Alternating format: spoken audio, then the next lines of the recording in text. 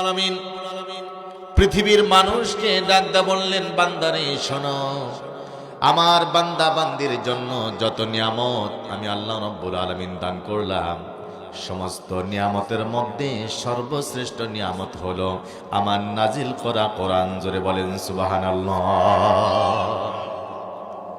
হৃদয় থেকে প্রাণ থেকে বলতে হবে সুবহানাল্লাহ।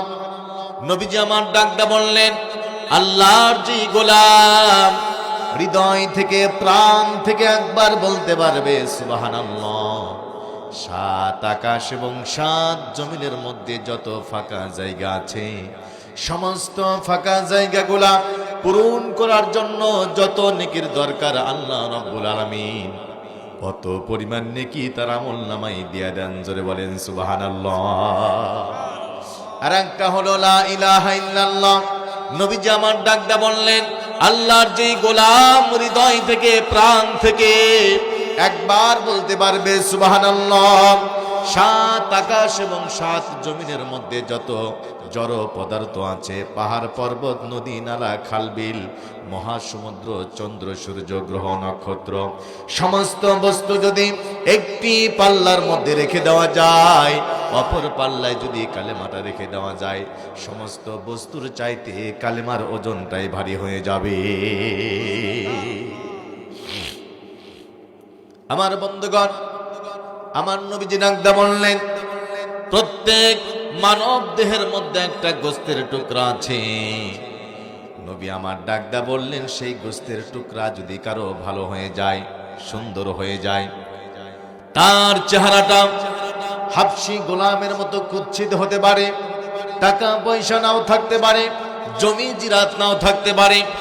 নবীজি আমার ডাকদা বললেন, যার গোস্তের টুকরাটা সুন্দর হয়ে যাবে, ওই ব্যক্তির চাইতে সুন্দর মানুষ, ভালো মানুষ তামাম পৃথিবীর মধ্যে আর কেউ নাই।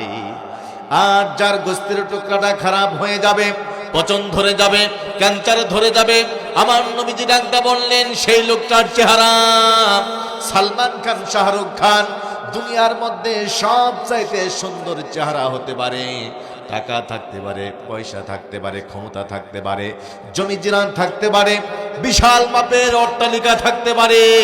নবীজি আমার ডাকদা বললেন, যার চেহারাটা, যার গোস্তের টুকরাটা নষ্ট হয়ে যাবে, খারাপ হয়ে যাবে, ওই লোকটার চাইতে বদমাইশ খারাপ মানুষ তামাম পৃথিবীর জমিনের মধ্যে আর কেউ নাই। জোরে কর নাউযুবিল্লাহ।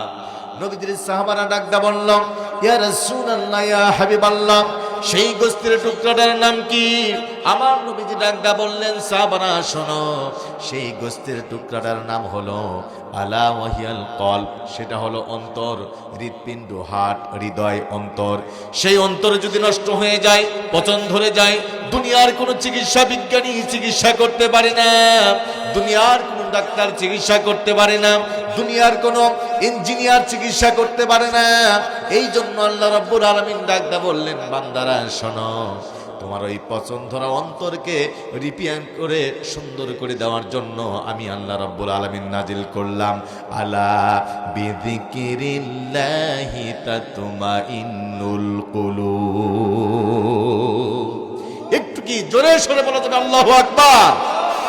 আল্লাহ পাক ডাকদা বললেন, বান্দারে শোনো, আমি তোমার জন্য কোরআন নাজিল করলাম, এই কোরআন পড়ো, এই কোরআনটা অন্তরের মধ্যে বসায় দাও, আমি আল্লাহ রাব্বুল আলামিন তোমার অন্তরকে রিপেয়ারিং করে সুন্দর করে জান্নাতের মেহমান বানায় দেব। জোরে বলেন সুবহানাল্লাহ।